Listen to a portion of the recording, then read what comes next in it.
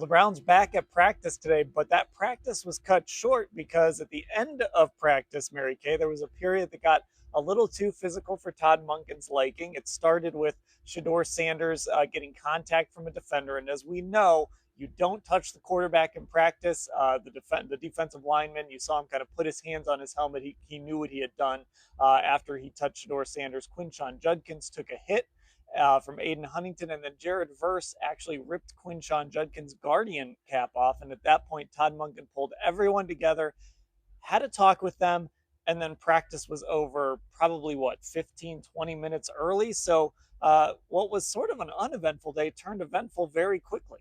Yeah, it really did. And Todd Monken was really, really steamed after this practice. In fact, according to the Browns' own radio in house network, he was having words with Mike Rutenberg, too, the defensive coordinator, probably about some of the things that he was seeing on the field. He was mad. He wants these guys to be taking care of each other. He does not want to see this kind of stuff. We already had one incident in practice where Quinshon Judkins hard blocked Mike Hall to the ground on his back in a non padded practice. We didn't see him for the next 10 practices after that, and we still don't really know what happened there. So Mike Hall was back in practice today, but the chippiness remained, and I do think that it's good timing to address it. The Bills are coming to town on Thursday. Yeah, the one thing you don't want is for that joint practice to turn into fights. And I guess the other thing you don't want, Ashley, is for something to happen to one of your quarterbacks, something to happen to your bell cow running back, who is going to be so important to this offense. And we know that this defense wants to play intense, they want to be violent, but it's kind of a fine line that they have to walk when they're out there practicing against their own team. It is. Mike Rutenberg has talked about this defense playing violent football since his introductory press conference back in March. It is very much a part of their identity. But look, the whole time he's done that, he's also talked about they have to play smart while they're playing physical. And it felt like we weren't seeing that side of it out there today. So I think understandable that Todd Monken just wanted to call things at that point. And also, I think it just shows, I think, that this team needs a joint practice. They are sick of going up against the same guys every single day. And I think frustration's kind of boiled over a little bit. Okay, now Mary Kay, you mentioned Mike Hall was back at practice today. Of course, he hadn't practiced since that incident with Quinshon on day 4 of training camp. So with Mike Hall back, this is such an important year for him. He has struggled with that suspension, and then his health last year just couldn't really come back from that knee injury that ended his rookie season in Week 18. This is a huge year for him. The Browns need him. They're lacking defensive tackle depth right now. And you know what? He's had a really good spring and summer, and he even was getting in the backfield a little bit today. He really was. I mean, he just had a seamless transition back into practice. Again, we don't know what he has been suffering from, but he looked like a player ready to just dive back in there today and, just start hitting some people when he gets a chance to do that. So I think he will be ready for the joint practices against the Bills.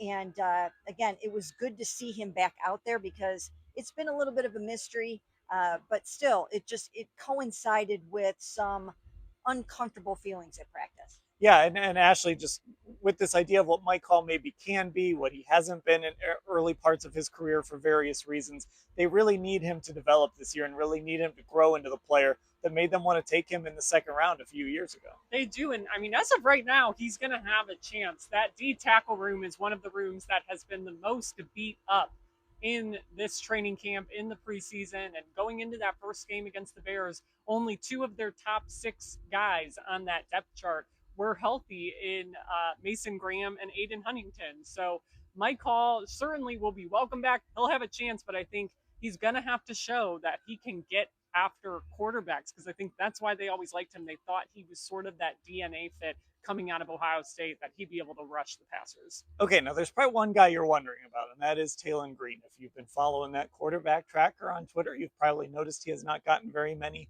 if any, team reps here in training camp. He did not play in the preseason opener last Saturday, but Mary Kay, Todd Monken did say today that there is a plan to get him on the field in the 3rd preseason game. Yes, I, for one, am looking forward to seeing Taylen Green. I was hoping maybe he would get a little bit of time in this game against the Bills. That's not going to happen, but he will see some action against the Patriots in game 3 at Huntington Bank Field. That's a Thursday night affair. And I think it'll be fun for him to be able to get out there and show what he can do a little bit on national television. So good for him for that. When they first drafted him, I thought they should draft him. I wrote before they drafted him that they should draft him. So I was glad to see that they did so. But he's had an uneventful camp. So it's time for him to shine a little bit here coming up. Yeah, and I think it's just a reminder that he is very much a project at that position, that it's going to take a long time for him to even maybe reach the point of being a backup in this league. And then, if we start talking about a starter, probably even longer, but actually getting him an opportunity before he kind of has to go on ice again when you get into the regular season, I think is important. I think it's important. I think it's obviously a fine line when you have these guys, right? I mean, we saw it a few years ago with Dorian Thompson Robinson. They talked about him as a guy who they wanted to take their time with, be sort of a project that maybe he could be a long-term backup here.